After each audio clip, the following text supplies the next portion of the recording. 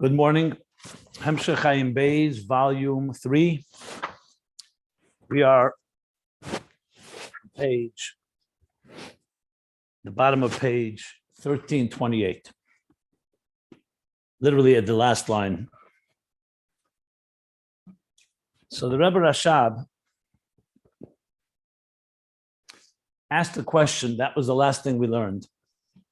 Omnam adayin tzarich lahavin, he asked. After explaining this third type of sweetening of gvuras, that's coming from, as he calls it, hamtokas hagvura mitzad atzma.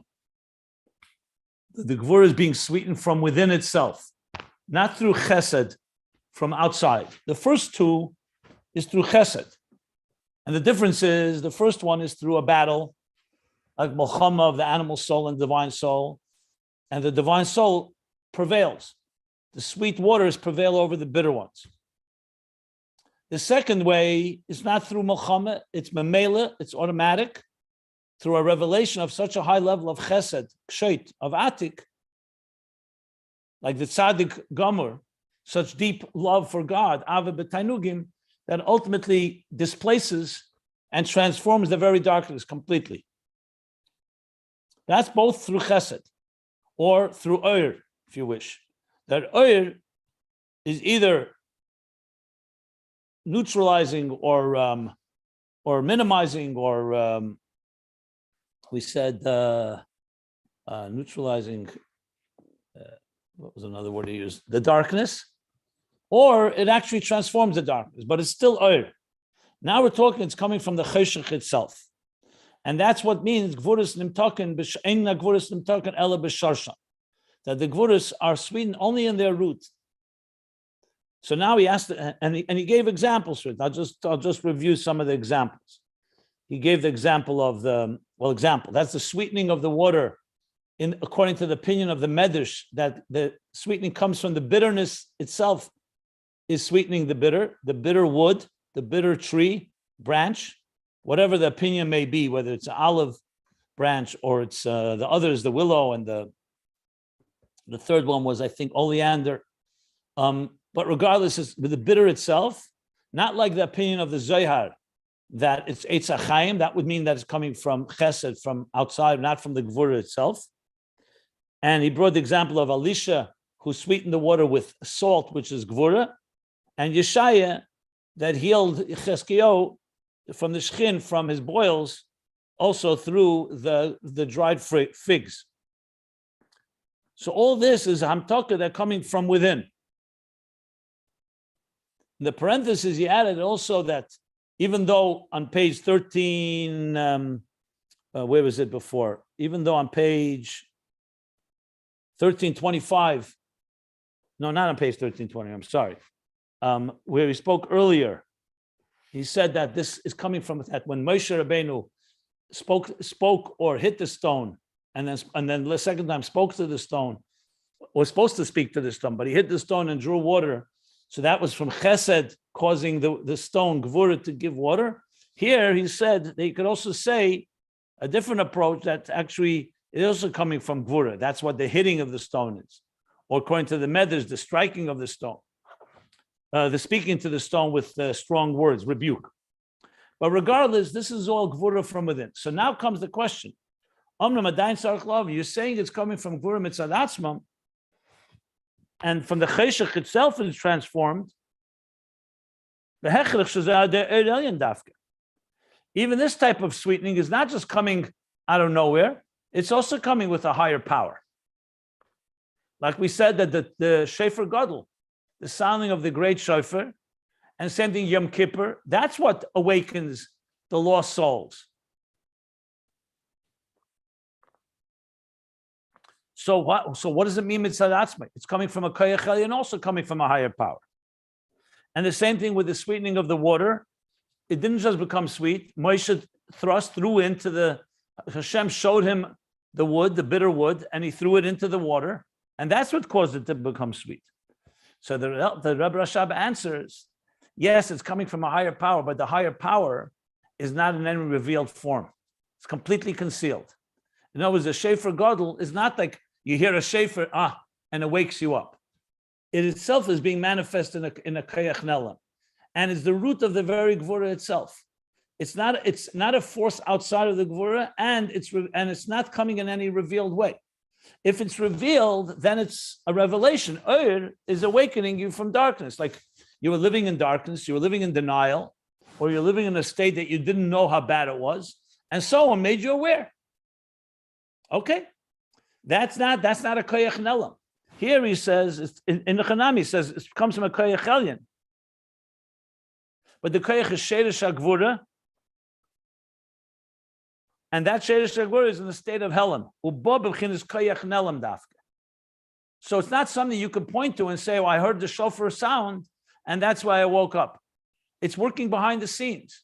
So gvura itself is rooted in a place that ultimately gives the power that even in the darkest place where you're completely lost, there should be something should wake that person up. So it's not coming from a revealed place, it's coming from a concealed place, because the root of gvura is in a concealed state. I believe in the letter that I quoted a few classes back. Let me just pull it out. 1 second.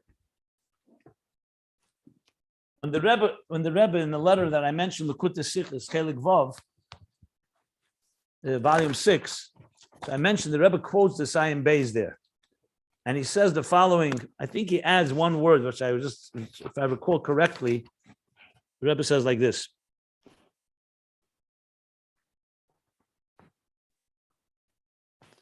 He says like this, that this third level of sweetening, he said, "Shenefesh habamis mitzad atzma naset tsar." The nefesh habamis on its own feels the distress, not because the divine soul is making it aware. Okay.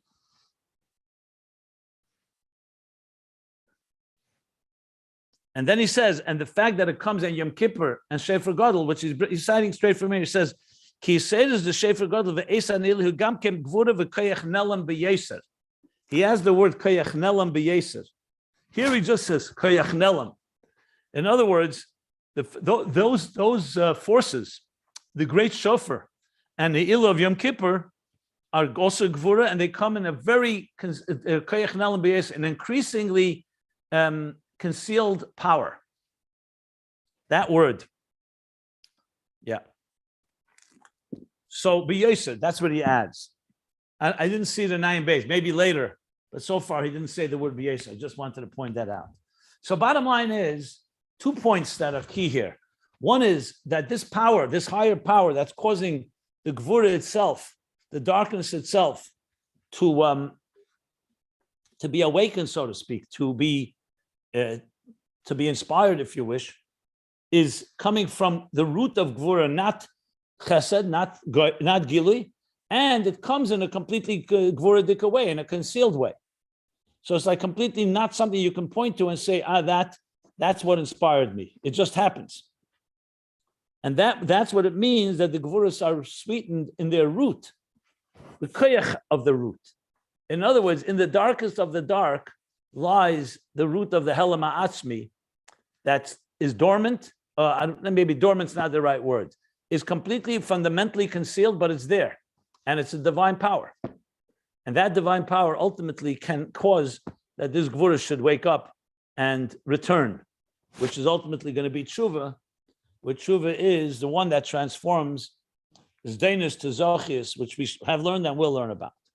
So that's what we learned on Friday. I'm going to continue now. He's going to explain this in more specific terms, which will probably help, will definitely help understand what we're learning here. Dehine.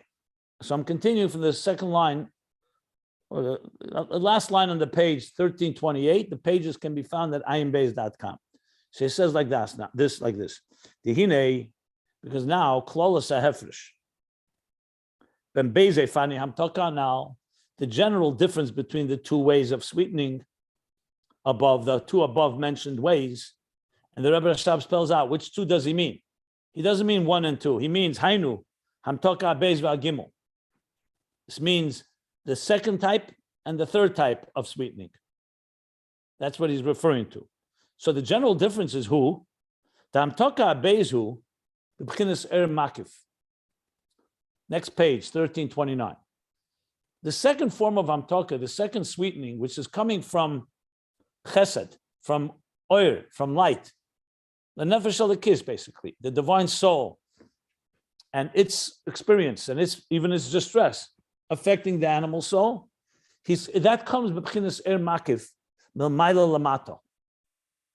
So he says two things, makif and milmayla lamata. Let's explain. Makif means, the contrast to makif is pnimi.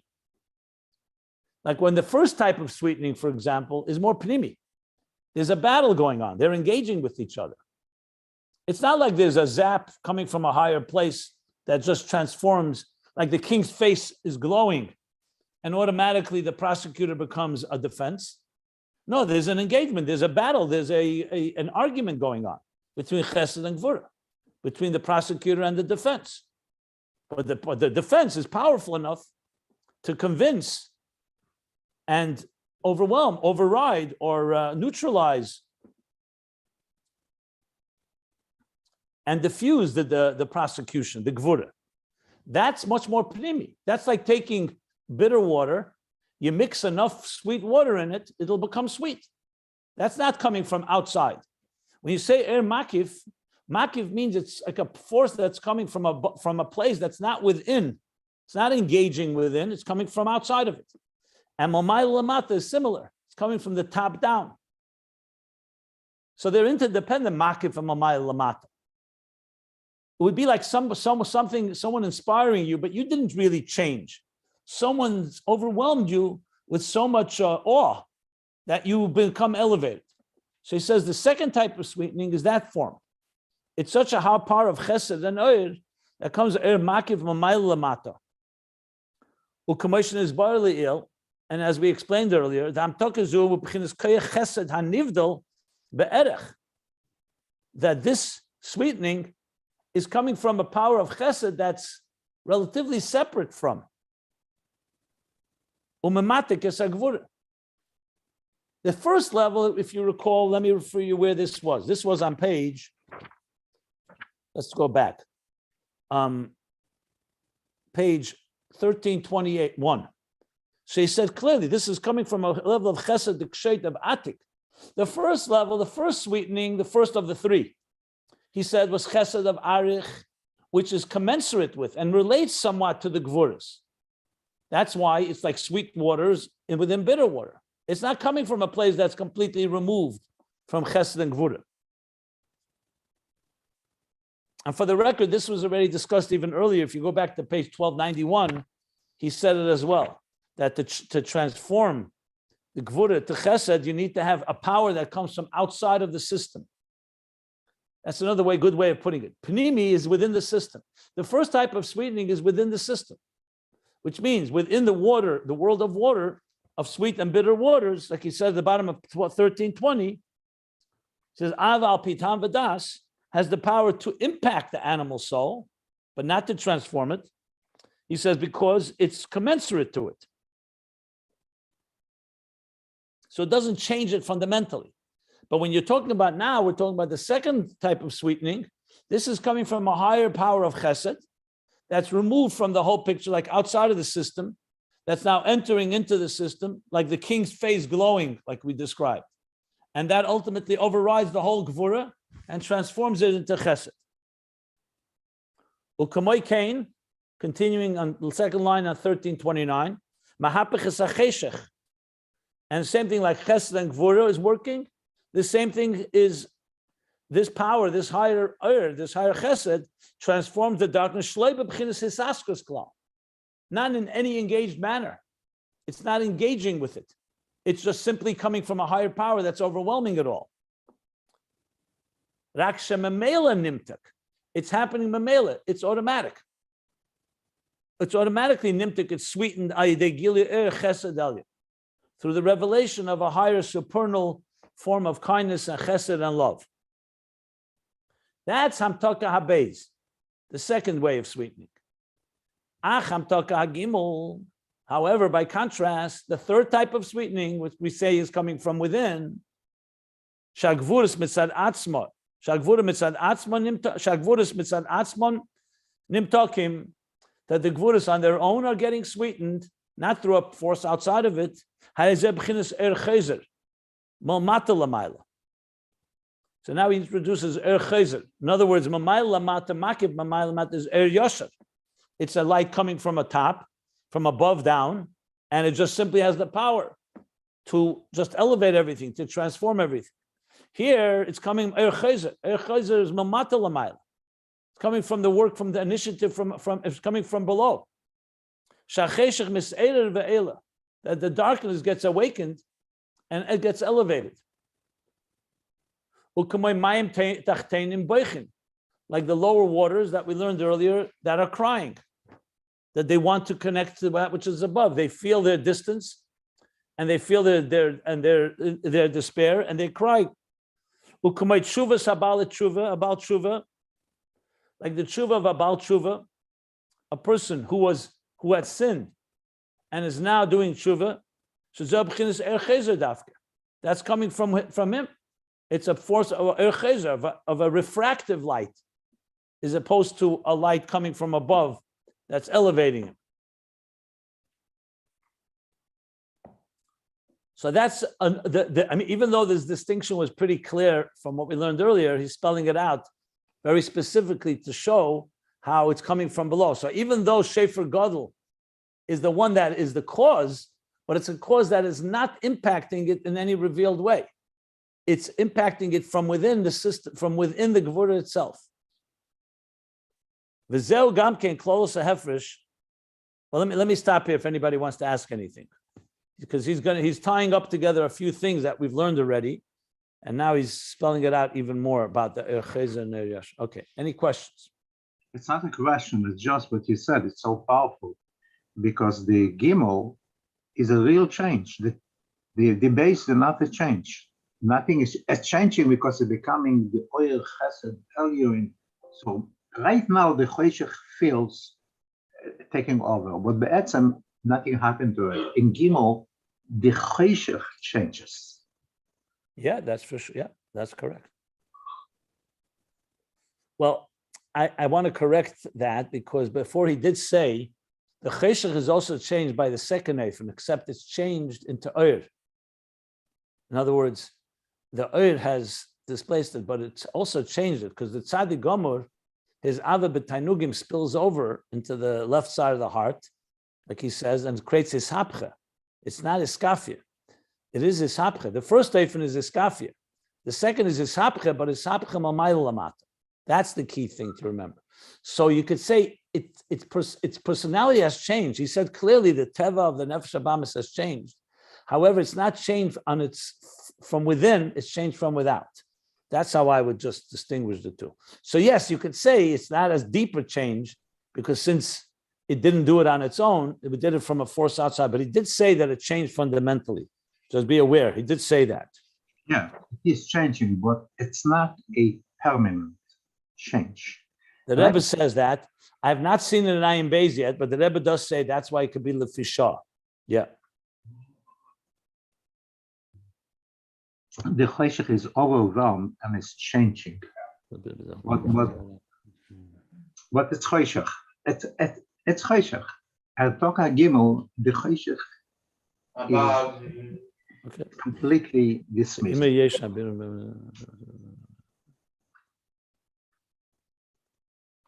Just a second.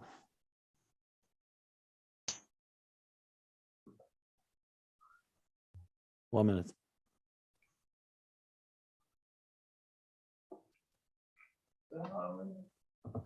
This, just for the record, to go back on page 1323, that's what I was looking at. There he talks about this as well, very similar to what he's saying here. So what we're learning here has been more or less said already on page 1323. Where exactly? The whole page, actually. Starting from the top. He's saying, Masha HaChoshech Nase Ohr הוא שאויר בו במקום החושך. ונעשה החושך אויר ממש, אבל איזה שהחושך מצד עצמו נעשה אויר. Yeah, that's what he's saying. That's why I'm pointing it out. Correct.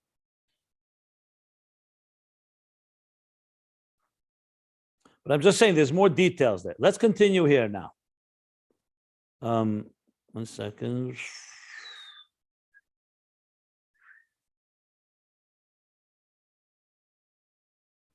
Just give me a moment. I just want to see something.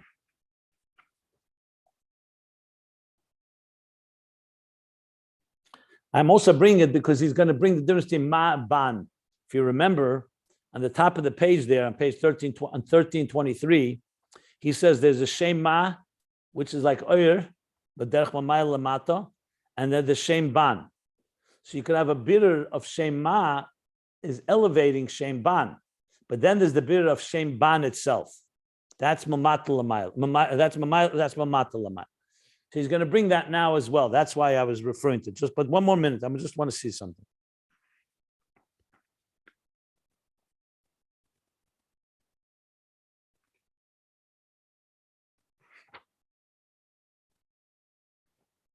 Yeah, that was the shem ba, the metzach.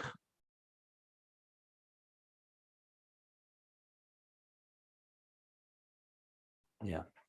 The truth is, page 1323, 24, and 25, 1325, all talk about this bittul of shem ma, how it affects the ban. That's all the tzaddik.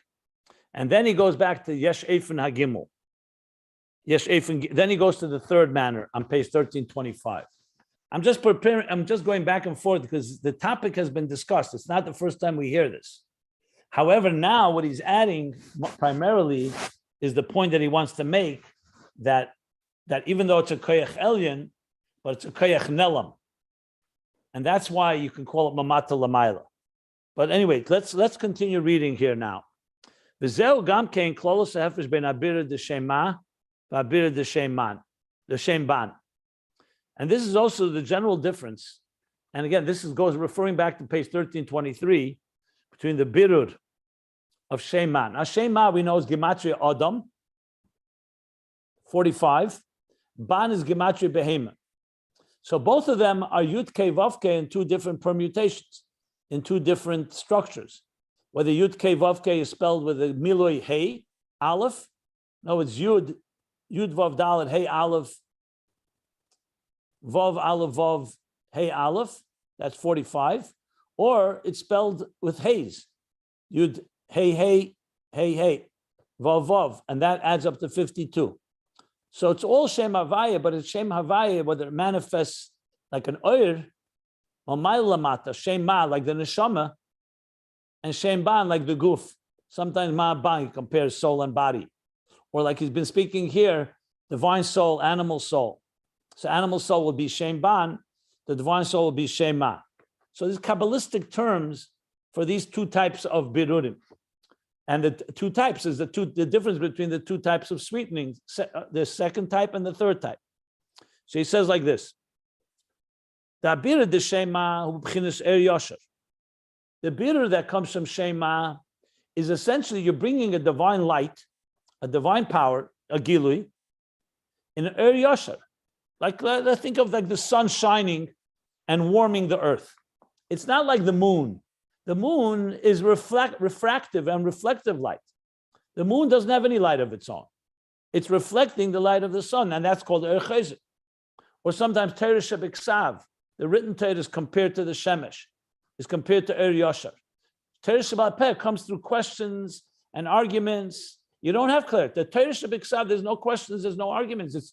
It tells you, V'ahavta recha kamoicha, V'ahavta Hashem elekecha. The Mishnah and the Gemara is going to go through, especially Talmud Bavli, Machshakim Eshivani. It's a whole process. You have to, this one says this, and this one argues, this one proves that, this one disproves it, back and forth till you get the clarity. That's called Ohr Chozer. So it's coming from the bottom up, meaning through the struggle, through the questions, through the argument. You don't have clarity. When you have clarity right at the outset, then it's just a matter of shining that clarity into a place of darkness. Let's say I have clarity and I'm sharing with you the clarity. So now you didn't have it before, now you have it. That's Ohr Yoshor. But if you, in your own struggles, didn't come to someone who gave you clarity, you struggled with it back and forth from the bottom up, and then you came to reach some type of awareness, that's Ohr Chozer. That's doing it. That's tzaddik and a Baal Tshuva. A tzaddik does what God told him to do. He follows Torah mitzvahs, and he's mamshech Ohr. He's drawing the Torah mitzvahs, Torah Ohr, ner mitzvah, Torah Ohr into this world, and he's illuminating everybody he speaks to. That's what a tzaddik does. Wherever he goes, he illuminates and shines and warms his environment. A Baal Tshuva is the opposite. He lives in a place of darkness. He's not aware of godliness and Torah mitzvahs. And we're not getting now how, but whatever suddenly inspires him is coming from within him. Now we know there can be the second eifin also with a Baal Tshuva. A Baal Tshuva could meet somebody in his darkness, and that person illuminates him and teaches him. But we're talking now in a case where there's the total despair. He's totally lost. And then he comes to it. That's coming from the bottom up. So that's the difference between ma and ban. So he says, Shem ma b'chinas Ohr Yoshor. Sha'adegili Ohr. Sha'adegili Ohr. Shem ma mizbarer memela. Through a Gili Ohr, through revelation of light, Shem ma, the Shem ma of Avaya, is automatically separated or refined or clarified. V'nichla b'kedusha alakus. B'kedusha alakus. And it gets encompassed in Kedusha Salakus. Now you could say, why does Shem Ma need Birur? Because Shem Ma needs to be revealed too. It's not like it's automatic. It's coming from a Ohr, but it's also a Birur that, but it's coming in a way that like Atzilus or a Tzaddik. V'nichla b'Kedusha Salakus. So the Gili Ohr is automatically clarifies and elevates and encompasses him in the divine holiness. Birur the Shem Ban, but the Birur of Shem Ban is different. Hu b'chinas Ohr Chozer. That comes from the bottom up, from a reflective light or refractive light from the bottom. Ba'aveda v'yegia, not memela. This isn't just shining light and automatically everything gets clear. This comes with aveda, with effort, with the aveda work and yegia and effort or exertion. And that's a very different type of avodah. That's the difference that he's saying here. V'hagam, and though the ma ban hen rotze b'shuv, so he's qualifying this. Then we learn that ma and ban is also a form of ma and ban are two sides of the rotze b'shuv. Rotze would be, I believe, ban is rotze and ma is shuv. U'kumay shekosov. Ruach Adam hiya Eila. No, he's teaching here. Ruach Adam hiya Eila. So no, Ruach Adam would be ma. That's Rotze. V'Ruach HaBehema Yeredes Lamata. That would be Shuv. 1 second. He was teaching in Fakert. Ma and Ban. He's saying ma would be Rotze v'Shuv is the Ruach Adam. The spirit of a human being rises upward. Reaches upward. Shuv is the ruach behema goes, the spirit or the breath of the animal goes downward. That's shuv. V'kol mokim be'inyan habirur hu lehepech. V'ayim mashon is barli dibra ma'anila. Okay, I'll tell you what he says. What he's saying is like this: that even though in their structure, in their very personality, an animal looks downward all the time. Friedrich Rebbe said once an expression that a behema hat kemel de himmel nicht gesehen. An animal never sees heaven. Why? Because the animal walks on four and his face is facing downward. A human being walks upright.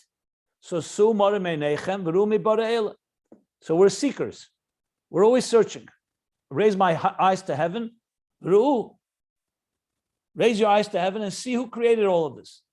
So in other words, Adam Ma is in natural state of rotze, like a neshama, like a flame, is always restless and always licking the air, reaching upward.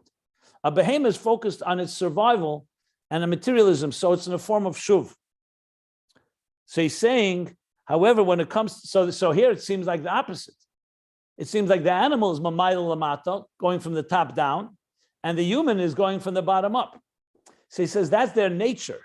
But as far as the birur goes, the birur of the animal is from the bottom up because he's living in this bottom place and then reaches upward.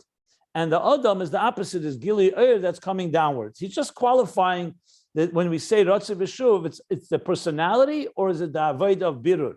So in the birur is the opposite. The birur is The animal, the human is mamayil lamata, or odam ma is mamayil lamata, and ban is mamayil lamata, is mamata lamayla in the birur. That's the qualification. He says to look at the Maimer Anila Deidi. That seems in volume 1, page 618. I'll look it up later. I'll see what it says there. Okay, just a qualification. Someone asks a question that, technically speaking, sometimes we refer to Mamayil Lamata differently than we do as we're discussing here. So there's a difference between Birur and their personalities. Okay. And it's actually not a contradiction at all. The fact that the animal looks down is because he lives down. He lives down below. He lives in this world. Neshama looks up, Adam looks up because he lives with his aspirations going upward. But technically speaking, it would sound like one is Mamayil Lamata, one is Mamata. So he says that's not the Birur. That's only in the description of how their spirit works. It's like a kala. It's like a kala. Originally she's born, and then the kala means she goes up. I think it's very interesting. Yeah, he spoke about this earlier also. Chassidus and kala. Since you mention it, reminds me what he said earlier. There's a whole piece on this. I want to just see if it's connected. I think it was all the way here. I think it is connected actually, but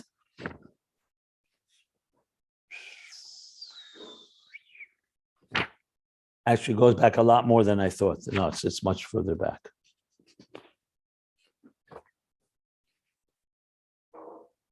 Yeah, I was referring to page 1296.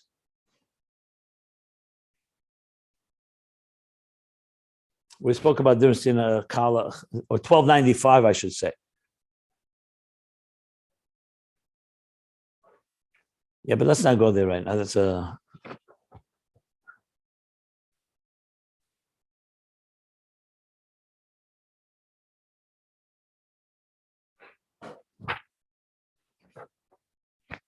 Okay. Now comes another parenthesis.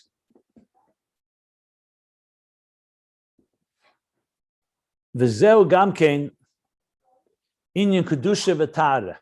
It's a very interesting piece here. This answers a lot of questions that people have. He's saying, the Rebbe Rashab, that these two things is also the difference between, we say Kedusha, holiness, and Tahara, purity. Like we say, Tahara mevi l'dei Kedusha. But Tahara and Kedusha are not synonymous. They have something in common. They're both positive, but they're two different levels of refinement. The Kedusha hu mamayil lamata. Kedusha, when you say holiness, you draw down holiness from the top down. U'kamayim razal, like our sages say, Odom mekadesh atzmei ma'at mol mato. When a person sanctifies himself a little below, we do a little sanctification below. He is sanctified from above in abundance. In other words, when we do something like we make a little effort on our own to sanctify our lives, so God will then extend from above a full, expansive Kedusha. So you see from this that real Kedusha is coming Mamayla Lamata. Mamayla. Mamela to the point this revelation from above, this Kedusha from above, will cause him that automatically, he will despise and loathe evil and choose goodness. So when we make a little effort from below, I know that sounds like Mamat L'mayla, the little effort. But here the focus is on Makachim L'mayla, that from above he becomes sanctified. To the point that automatically causes him, the light from above causes him to despise evil and choose good. Tahara, on the other hand, when you say purity, to purify yourself, humamata lamayla. It's from the bottom up. When a person, let's say, goes and purifies themselves, they go to a mikveh, or they behave in a way that's pure. That's our effort. Ukamaimer habal l'tayir misayin loy. It's a very different expression. The first one said, you mekadesh, you sanctify yourself a little, and they give you mekach and they say harbim milmayla. Here it says, someone that comes and offers a balataya, someone comes and it comes to purify themselves, Messiah, and they help him. It's only a support and a help from above. It's not like the first statement was that means the primary Kedusha came from above, not from below. The effort came from below. Here is the opposite. The main effort is coming from you are coming to purify. So the Eibishter says, Messiah, the Chazal say, Messiah, you'll be helped to do so. Only a siyua.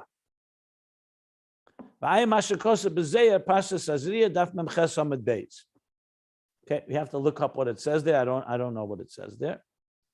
I have to brush up on my Zoyars a bit. So in Zoyar, Sazriya 48b probably talks about this difference between Kedusha and Tahara. It's a very interesting difference. I haven't seen this, so I remember seeing this elsewhere. I always thought Tahara was like when like the 4 parshas we read, and during Adar and Nisan, after Pasha Shkolim, Machzah Shekel, with which we buy the offerings. Then comes Pasha Zocher before Purim, that remembering Amalek. Then comes Pasha Para, which is to purify ourselves in order to be able to bring Pasha Sachedesh, the Korban Pesach. So there, purification leads to Kedusha. Tahara Mevil de Kedusha. But here he's saying far more, something much more comprehensive. That Kedusha is a Kedusha from above. Yeah. Now, for example, when you say Shabbos, Mekacha v'kaima, Shabbos is holy on its own. We don't have to sanctify Shabbos to be holy. By Yom Tov, it says Mekadosh Yisrael v'azmanim. Iu Yisrael d'kachinu l'zmanim. That we, what does that mean? Because we are the ones that determine when is Rosh Chodesh. So today it's already calculated, but there was a time where witnesses would come before Bezdin, they determined today's Rosh Chodesh. So the Kedusha of the holiday was established by a court of law below. It wasn't just decided, God didn't decide when is the 15th of Nisan. It decided when we decide when Rosh Chodesh Nisan is. Shabbos, on the other hand, is the 7th day no matter what. You don't have to witness the sun rise or the sun set. It's built in. But still, this is important. Even then, Kedusha's Yontif is still a Kedusha that comes from above. We don't have the power to completely create Kedusha. We have the power to designate when the Kedusha will be established, will manifest. But the Kedusha itself is Kedusha Salakim. It's like when we say, Kedeshim Tiyu Ki Kodesh Ani. Our Kedusha is coming from God's Kedusha. Whereas Tahara is far more of a human effort to purify yourself. When you purify yourself, then you become a Keli. It's like when you do tshuva, you become a Keli for the Kedusha El Yena to reside. So that's what he's saying. That Kedusha is Mamay Lamato, Tahara is Mamata Lamali, even though they both have both. The Kedusha also, some effort is made, but the main thing comes from above, Mamay Laharbe, and by Tahara, it comes from below, and we get help from above, which is not quite like Mekachanei Se Malmaila. So that's the difference between Kedusha and Tahara. And in the interface of Ayin Beis, it's beautiful because it covers both sides. Malmaila Lamata is a higher gili, but it's not as internalized. Malmata Lamaila is far more internalized, even though it may not be such a high gili. Obviously, we want the best of both, which will ultimately be the ultimate interface where you're going to have both of these. But bring it back to our discussion here. This is all to explain the difference between Ma and Ban, the Birur of Ma and Ban, which is the difference between the second type of sweetening and the third type of sweetening. One is coming from above and it's mamela, automatic, and the second is coming from within and it's through and it's transformative. And it's is there Yigia? Yeah, there's Yigia. It comes from the bottom up, so there has to be an effort. Yeah. So would you say Tahara is the good? Okay, fine. It's a little hard to understand because the Amtok and Gimel is reaching deeper. That's how we understand, because the Choshech is Erev. Now we say but here he wants to speak about whether it's coming from the top down or from the bottom up. We're not speaking here about the depth right now. Remember, the depth is more echus because it's coming from within. That's why it's so deep. But here he wants to just discuss whether it's coming from a gili of chesed elyon or it's coming from within, within the experience itself. We're not over yet. This is part of the picture. והגילוי of Ohr Chesed Elyon is Kedusha. Kedusha is higher than Tahara. It needs to understand. Okay. Yeah. Let me just finish. V'agam de Birur de Shem ban hu gam ken al yedei koyach elyon. Now he goes back to what he said at the beginning of this paragraph, the last page. But the Birur Shem ban also comes from a koyach elyon, like he said before about the third type of sweetening.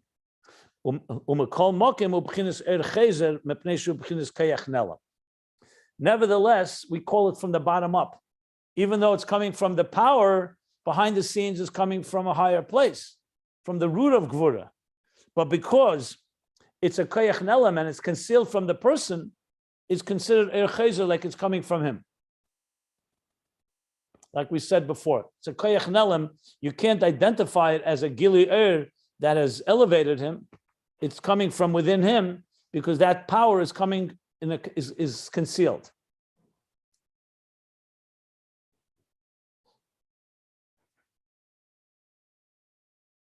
Now, this topic is not over. Trust me, it's not over. The Rebbe Rashab is now going to go deeper into it with some new ideas and new themes. But let me stop here if anybody wants me to clarify so far what we've learned. As I said, I would reserve, if you want a full understanding of this difference, I would wait till we learn it all and discuss it all. Because he's definitely still, he's like you see, the next paragraph begins with Birur of Ohr Yoshor to explain this. He's going to explain this further. So this is going to go now for quite a few pages. And he's also going to tie it together to things we learned earlier. And I think it's going to become very clear what he's referring to when they talked earlier about Kalim and Ohr and Rishimu and Kav. So we're talking, he's going to soon come back to what we learned back quite a while back, page 1269. So we're talking almost 60 pages back. He's going to tie it together, which I didn't want to do myself because I knew the Rebbe Rashab is going to do it, but it's all going to go back to the early part of volume 3, where he spoke about how the oasis of the Rishimu themselves will shine. Not just that the light will shine through the letters, but the very existence itself. So I do want to say this, however. This may be a little helpful here. I've spoken about it many times when we spoke about the general context of Ayin Beis, the interface. You know, the initial argument could be made that who says that we have to have this depth of connection with God on such a profound level? You could make the argument, for example, that I would say mainstream Judaism without Chassidus would make, if they were presenting the case, that we are human beings, we're mortals, we are limited and finite creatures, we're born and we die, and we are completely dependent on food and drink and other things. We are, and we're flawed creatures.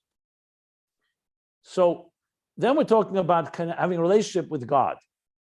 God is in every possible way antithetical to who we are. If we're mortal, God is immortal. We're finite, God is infinite and beyond. He's not in need of everything, and we are in need of everything. I mean, there's nothing in common between us and God, except to say that God's the creator and we're the creation, the producer and the product. However, because God didn't just decide to produce something in order to make money, and he had no other interest, the very creation is a reflection of what God wants. He wanted to have a dira b'tachtenim, which means his very essence, without explanations, because at Taiva there's no question. Remember, the whole idea of questions and answers and intelligence altogether is a creation. So God desires to wants to have a home in where? Among mortals. The immortal God, or even beyond the immortal. You can't even call him immortal. That God, beyond everything, chooses, desires, whatever word you want to use, every word is inadequate, to be honest, to have a home in this world. He wants to live here exactly with that example. Just like you're comfortable in your home, not like in the street, Hashem wants, God in his full glory wants to be comfortable here. Now you could say that is not really all of God. It's only a piece. It's like I've spoken many times. we could be seen as avodim. We're servants. For whatever reason, God wants us to be servants and subjects that accept him as king. But what's the commonality between a servant and a king? There's nothing in common among them, except that the servants are serving the king. But that's not the way he made it. Chassidus Chabad emphasizes that he didn't just make us servants, he also made us bonim, children. A ben and a av are far closer than a servant and a king, a subject and a master, a servant and a master and a subject and a king. And he gave us mitzvahs that are not just action-based. A servant, for example, all he has to do is live up to what the master wants him to do.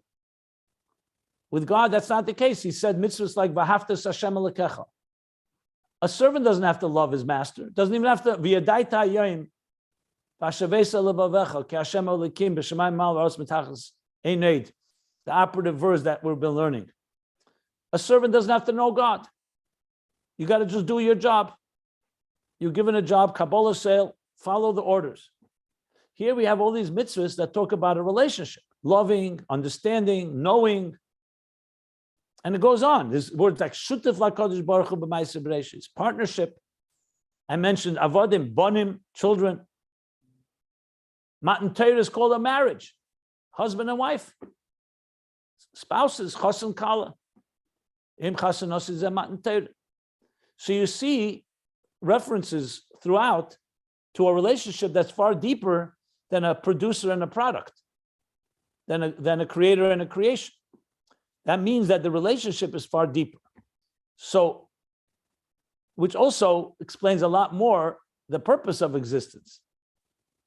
That God wanted a full relationship and gave us free will and everything that comes with that, and created us in the divine image. That's maybe the punchline of it all.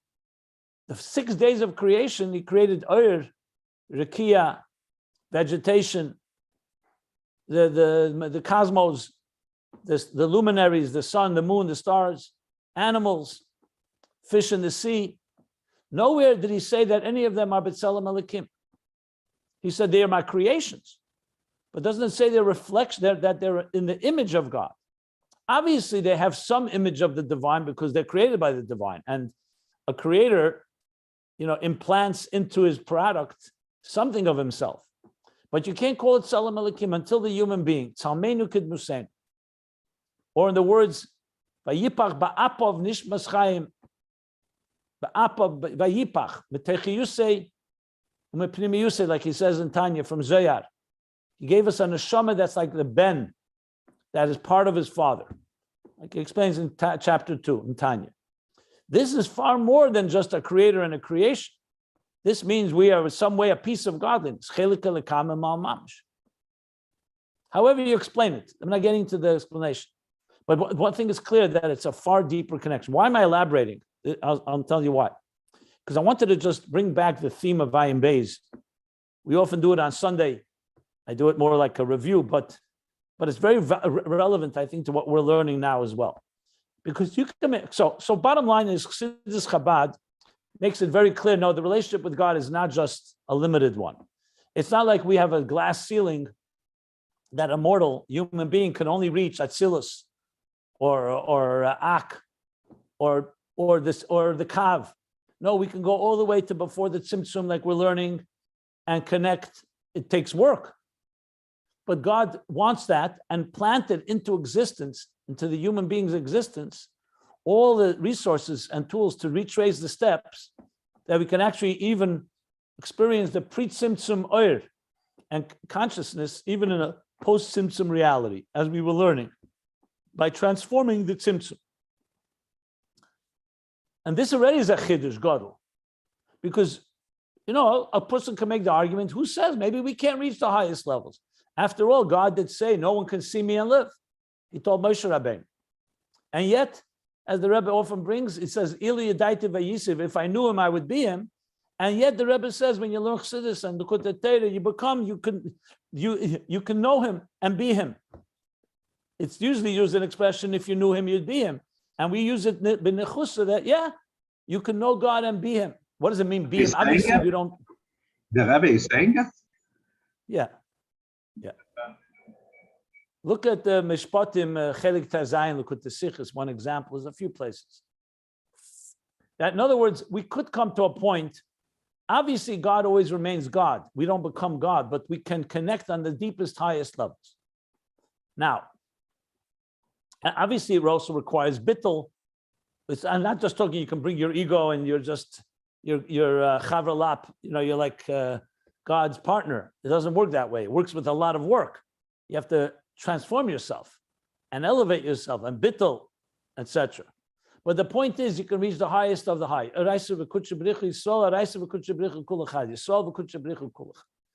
Now, but you can still make an argument. Okay, that's fine. Initially, we began as mortal human beings, living in a dark world where you don't see godliness, and we grew.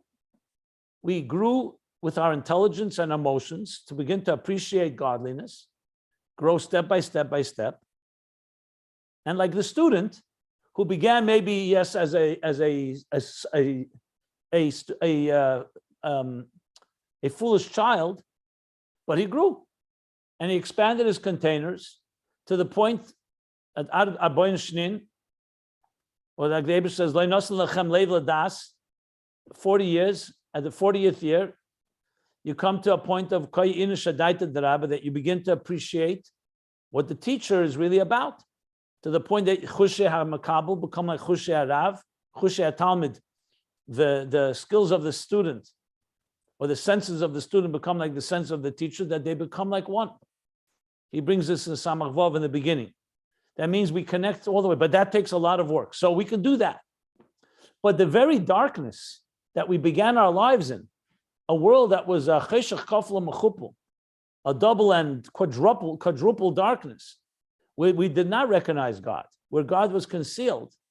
All that state, you could say that has to be shed away. That's shed. It's like ignorance is shed in the face of wisdom, and you've grown, and now you've become a keli telekus, container of the divine. You channel it, and Mashiach arrives, and great, the world is now basking in Molares Deus Hashem Kamayim Liyam Mechasim. The world is filled with divine knowledge. Dira b'tachtenim, God lives here, so to speak, is here in his full glory. But the darkness is something that was only a temporary period that we have to ultimately eliminate in the face of all the light that we've discovered. But the Rebbe Rashab in volume 3 here in Ayin Beis, no. That the joining and the fusion between us and the divine is not just we reach the highest levels of the divine, but the divine also permeates even the lowest levels of darkness. That even the very darkness that initially was only there in order to bring light. That's why God concealed himself in the first place. He didn't conceal himself to be concealed. He concealed himself in order we should discover the light through our avodah. That's the whole point. But we say, go no, because he created darkness, even that darkness will be redeemed. That itself also comes from the power of the Helam Ha'atzmi, the Koyach HaHelam Ha'atzmi of Elikus, of godliness. And the Eibishter wants the joining to be not that I join you only in the Geula, but even the darkness of the Golus has something that contributed. Not just it catapults you, like, due to the fact that it catapults you to the light, but that it itself is part of the very much divine plan. And that too will be reveal the Koyach HaHelam Ha'atzmi of Elikus. So the Achdus Hashem with us is not just the deepest levels of the divine, but also the darkest moments of our lives will also ultimately be redeemed. They won't just be forgotten. Ohr Hashem Kenaftabi means even the things that you want to forget, that you would rather move on. People say, you'll move on, you'll forget about it, and you'll only experience beautiful things. No, even the ugly has certain features that were created by the Koyach HaHelam of Elikus, the Helam Ha'atzmi, and that too will ultimately be transformed. Now, it won't remain ugly, obviously, because once it's transformed, you recognize the divine, but the divine is not the Koyach HaGili, but it's the Koyach HaHelam. And that is a very, ultimately, what I just said now is the ultimate joining and fusion, where that 1 second in Golus is just dismissed. All of it will be redeemed and transformed from within. So I just wanted to put. He will do it. Hereafter, this will be the highest. Oitva Hashem hereafter, like you said. Yeah. I mean, I wanted to just put it all into some context of the Ayin Beis theme to understand where he's going with all of this. But that's ultimately what he's going to explain. Thank In you. Chelik Yud Zayin, one second. In Chelik, one second. In Chelik Yud Zayin, look at the Sichas Shmini, the Sicha Shmini. The Rebbe brings, it's a Chiddush from the Rebbe in Tafshin Chaf Hei Pesach. Achron Shal Pesach, the Rebbe said a Maimer then, Benocha, I think, Nocha Lov, where he was Machadish that you have to say that the concealment itself is also part of Dir B'Tachteni, because concealment creates a tremendous thirst and hunger that Gili could never create. I'm wondering whether it's this level or not. I got to look it up there. I think he brings this theme here, but there would be like what he says in the end of chapter 7 in Tanya, or like he said here, the Nefesh Abam is reaching such a point of distress and despair that it itself gets awakened. It's coming from the Helam Ha'atzmi of the Shefer Gadol and Ne'ilah of Yom Kippur, etc. Like he said here, like the bitter branch, the bitter wood, it itself, but it's a transformation from within because it can only come from darkness. There's no way you could get to such despair through light, like he said here. So just wanted to throw that in as well, but I want to look it up to see, because here I think he's even going deeper. He's saying here, the Cheshach itself. Okay, but it's probably close to that. This is the Cheshach itself. This is it. I think this is it. Chelik Yud Zayin. Shmini, yeah. It's a Maimer V'nocha. The Rebbe is also Magi. I think V'nocha, Tavshin Chafei, Achron Shal Pesach. The Rebbe's Kedusha, that, yeah. He said also here, the Tachtenim themselves, B'tzad Atzmon. You said Likutei Tzichas, not a Maimer. It's based on the Maimer. Okay. Anyway, I'll stop here. Now I wanted to give this overview. Any questions?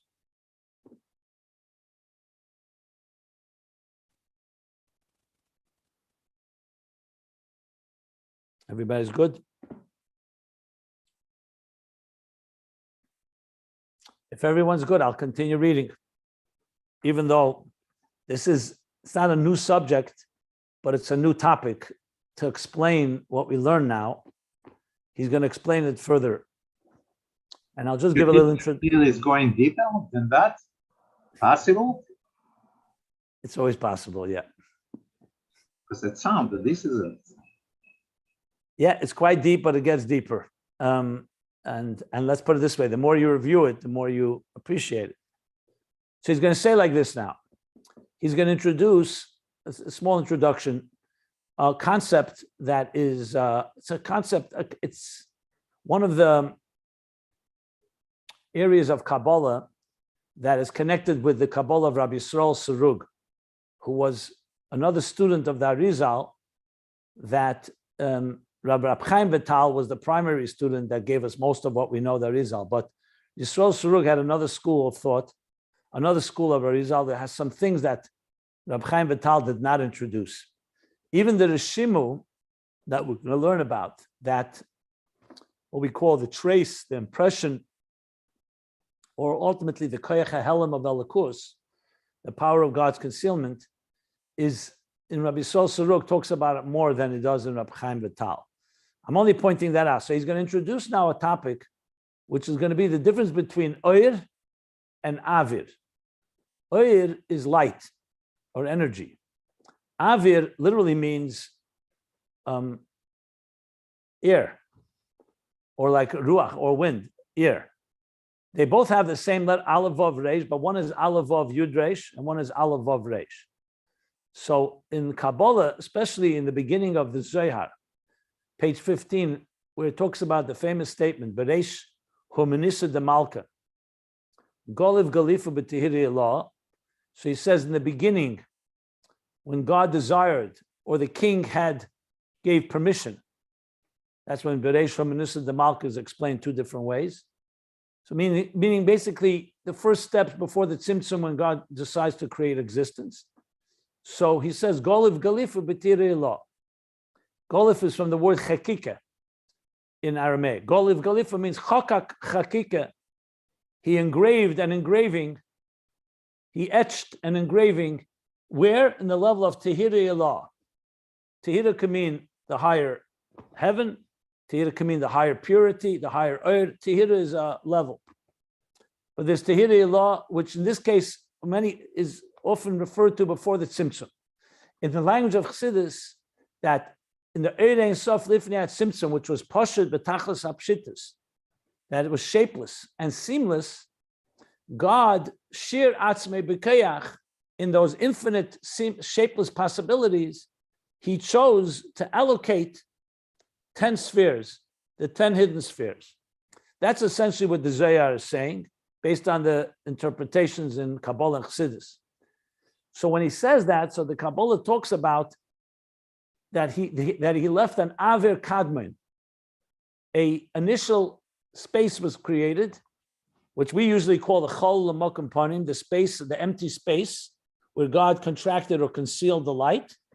But in the Kabbalah, especially of Yisrael Suluk, talks about an Avir, that it created like a space of air. Like we say where there's something that's only air, Avir. Avir Kadmon, they call it, the primordial space, or the primordial air. But then at the same time, we talk about Ohr, and Ohr is light. Avir is a space, and Ohr is a light that fills that space. So he's going to talk now about these two levels as being the two types of, whether you're dealing with Choshech itself or the Ohr that illuminates the darkness. The Choshech is going to be connected to the Avir, and Ohr, and that's the third level of sweetening. And the second level of sweetening is the Ohr is coming in to illuminate. So the Tzimtzum itself and the space it creates is Avir, is an empty space, which means there's no Ohr there. The Ohr Ein Sof before the Tzimtzum and the Kav that comes afterward, that's revelation. That's light illuminating darkness. But there's something about the Avir itself that has substance. Like we learned earlier, Choshech itself is substance. That is now going to compare these two levels to what we've been discussing to explain deeper the root of these two forms of sweetening, where when you sweeten the darkness itself from within the Avir, or it's coming through Ohr from an outside force. That's a short introduction to what we're going to learn now. So we can go. Let's learn some. Let's begin and see how far we can get here. Okay. Ubira Inyan, this is the new paragraph here now. An explanation of this is like this. Din Yadua, now it's known, Sheesh Avir va'Ohr, that there's two levels. Avir, which literally means Avir, means like light. Avir means air, which actually spells also similar air. Va'Ohr and light. Is it more like the word vacuum? More than the word like. We'll see. Meanwhile, Avir, when you say the Avir, you say, let's say, when the Rebbe Friedrich Rebbe once said they brought him out, he would go out on the porch over by 770 on the second floor. So he said, people think I'm going out on the porch to get fresh air. He said, no, ich komme zachig sein the Avir. It's coming to refine the air. Avir is a word used as air. When you say a toxic air, a toxic environment, or a very pure environment. So Avir is like, when you say Avir, Mezeg Avir. Mezeg Avir would be the temperature in the air, of the air. So right now, let's use the word air. It's the right word. I don't want to use anything until we learn it inside. Air and Ohr. The Avir or Ohr Yud. Avir is the same letters like Ohr, light, with a Yud in it. U'kamoshe kosa b'Zohar, Bereish is daf tezayin Amud Beis. Like in Zohar, I mentioned 15a is Bereish Harmonisa de Malka. Excuse me. And the next page, he talks about Avir and Ohr. V'hefresh ben Avir v'Ohr, and the difference between these two levels, Avir and Ohr, is this. The Ohr is Gilui. Ohr is a state of revelation. Va'avir bechinas helam. And air itself is a state of concealment. There's no revelation there. The Ohr nitfes v'nirgish b'chush hareus.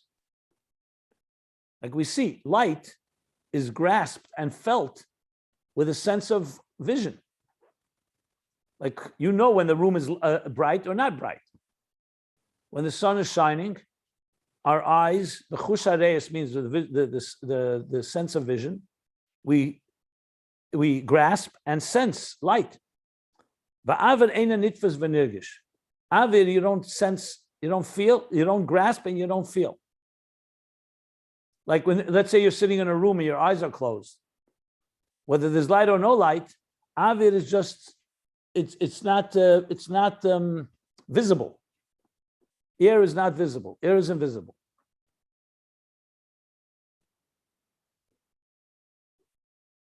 So now let me give another introduction for the next few lines. Being contemporary science does not yet, this contemporary science looks at these ideas as being something back from the Greeks. But in Tahara, it's brought in Midrashim, the concept of the Daled Yesodis, the 4 elements. The Rebbe has a bunch of letters about it, people who ask the question. We know today there's like 108 elements on the elementary table. So the Rebbe speaks that these are 4 general categories. But it was always known that there were 4 archetypes: Eish, Ruach, Mayim, Ofer. Fire, Ruach is Avir, is like Avir, air or wind. But Ruach, air. Mayim is water, and Ofer, earth. So earth, wind, light and fire, and what is it? Earth, light and fire. Eish, Mayim, Ruach. Fire, water, air, and earth. In Tanya, the end of chapter 1, he says the following. He says that these are 4 archetypes that have personality traits associated with them. Like Eish is connected to anger, to arrogance. He brings there Ruach to what's the Ruach there? To emptiness and empty folly. Mayim is the root of all taivas.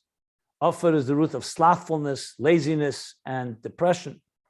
So the truth is, you have to think of them not just as physical items, but really as 4 archetypes, 4 personality traits. And everything in existence is made up of a combination of them. So whatever you look at is made up, there are elements of fire and water and moisture. And you see this, for example, when you heat up water, you can see sometimes there's sediment. You cannot fly. Can we get everybody to mute? Okay, good. So he's going to say like this. Then there's what's called the Eish HaYusedi. Well, not that then, sorry. But then it talks about that this Yesodis, Yesod HaEish, Yesod HaMayim, Yesod HaRuach, and Va'ofar. You don't just say fire, water, air, and earth. You say Yesod, the foundation of. So think of it like the germ, what we call the core root of it. So Yesod here is more than just, it's not just fire. It's the archetypal root of where fire comes from. So it says, the Ramban, in the beginning of Bereshis, which he's going to quote now, says, when it says in the world, second verse, Bereshis Baruch Kim Shemaim says, so the Ramban says like this, you would think that Eish is fire, it would be light. So he says, no, it's etzem chashach. It's fundamentally dark. It's like a black hole. It's a dark state. Haramban, the Pirush ala Tahara, in his commentary on Tahara, when it says that darkness was upon the earth, or Tahim, upon all of existence, what does darkness mean? He says that's the Eish HaYusedi, that is fundamentally etzem chashach.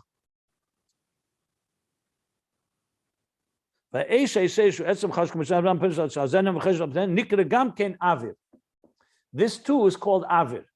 So you see that Avir is not Ohr, because then afterwards it says Vayemer Elikim Yehi Ohr, Vayehi Ohr. In verse number 2, he's still talking about a state of darkness. Now that's the state of Avir, where there's no revealed light, there's just space. And that's called air. Then comes the next, and that's Etzem Choshech, that's the Cheshach HaPnei Sehim, fundamentally dark. And then after that, God said, let me shine light. Let me create light. And light entered into existence. Light, that's something that we can, with our sense of vision and sight, we can grasp and see and feel. Like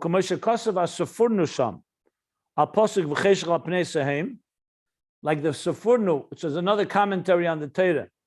In Mikrais Gedelis, you'll find in the Torah, where in the Chumash that has a number of commentaries, you'll always find the Rashi, of course, and Ramban and Ibn Ezra, and also the Sefurnu. So he says, what does he say? Al posuk v'cheshech al pnei hatehem hu ha'avir ha'choshech ha'netzal.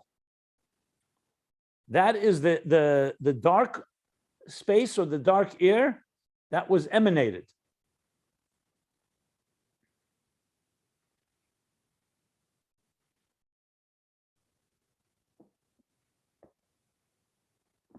Okay, now the next piece needs again introduction. A lot of introduction, because he's bringing here some of what we'll call Torah astronomy, Torah astronomical references.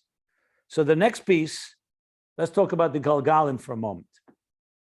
So in modern science, you have today the idea that there are the planets, and not getting into now who goes around, but the planets orbit around the sun.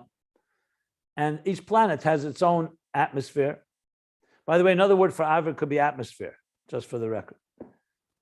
Atmosphere, and its own gravitational pull, and some of them have moons, etc., etc. In the, we'll call it the Torah-based astronomical map, geography, it's structured that there are 9 Galgalim. A galgal means a wheel.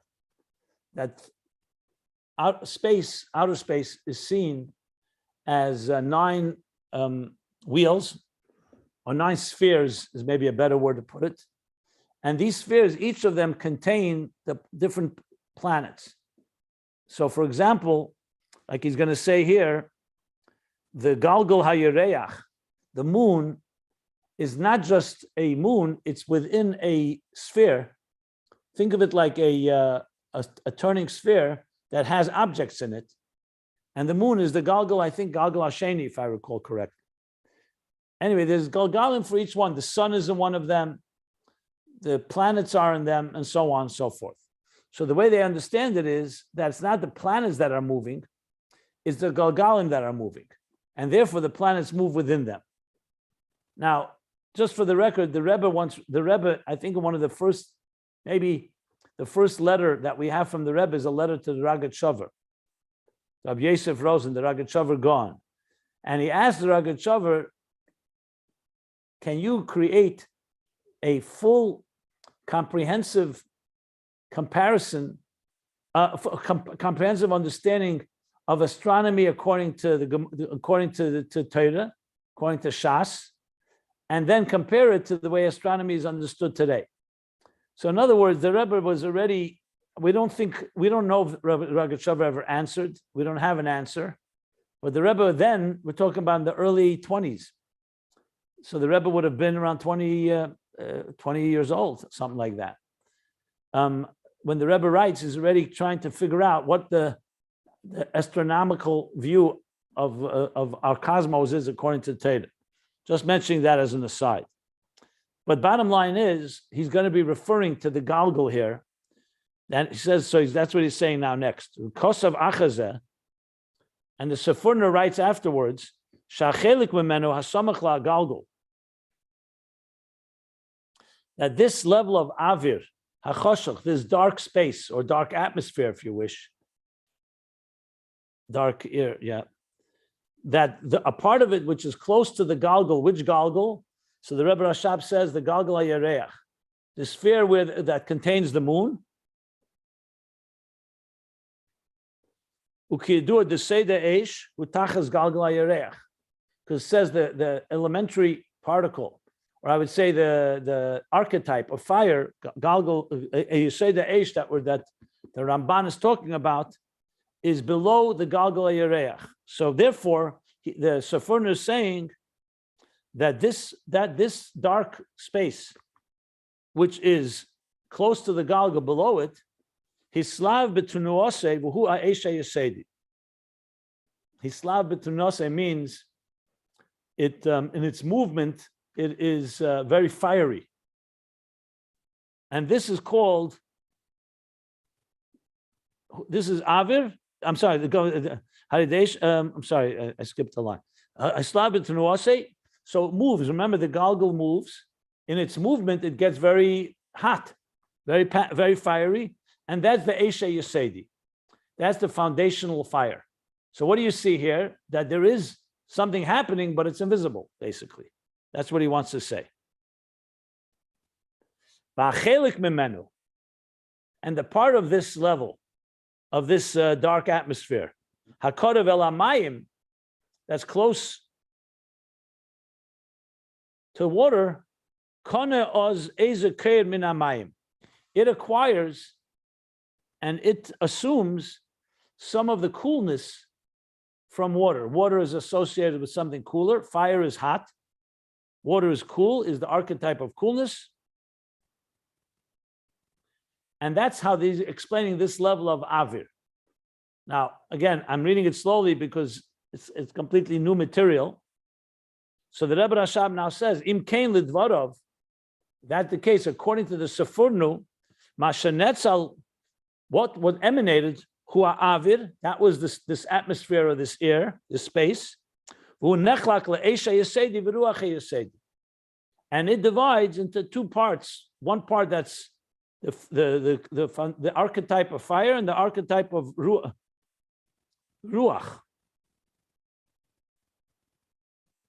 which is like wind that assumes some of the moisture of mayim.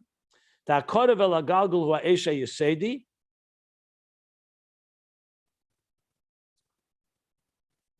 Va'korev el hamayim hu ha'ruach ha'yesedi.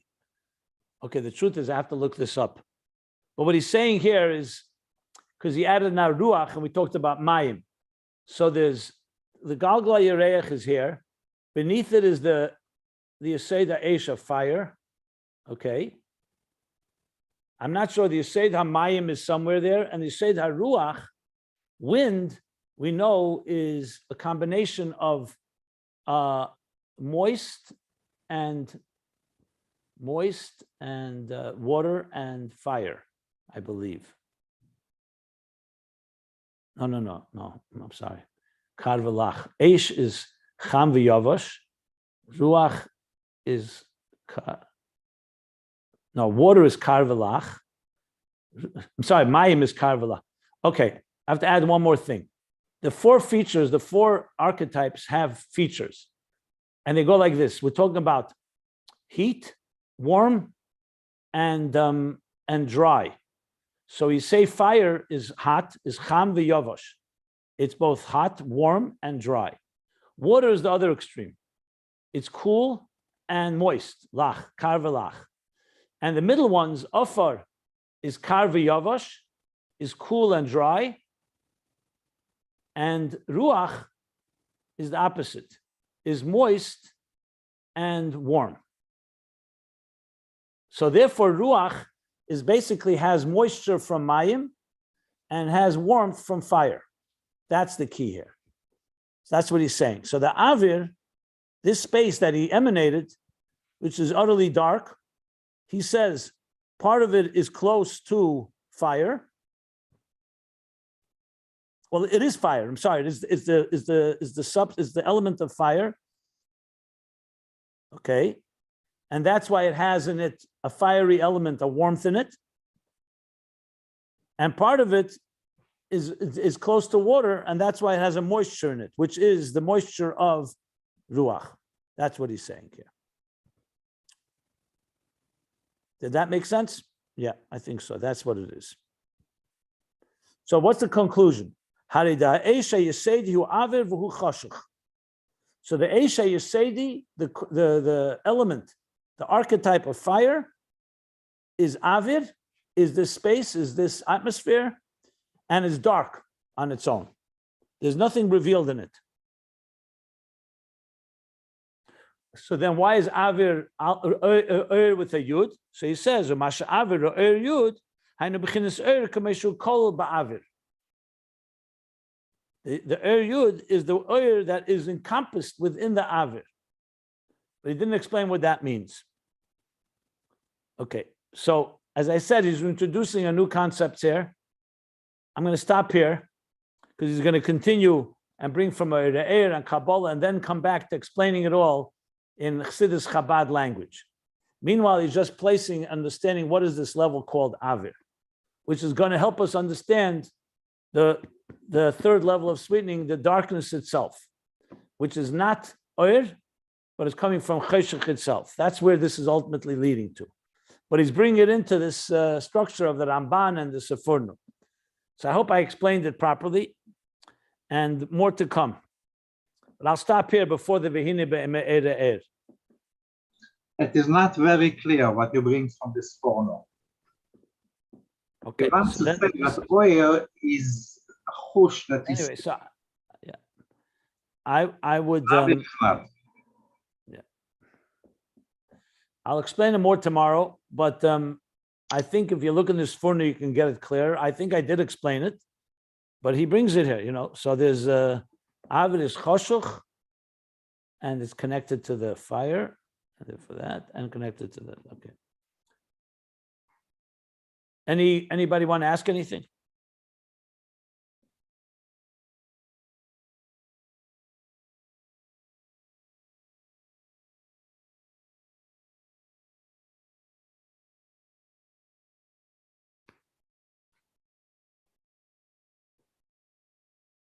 Okay, see this as just an introduction. We're going to discuss it more at length tomorrow. I'll elaborate. I'm going to look up the Sefurno, and I think I did understand it, but maybe I didn't explain it well enough.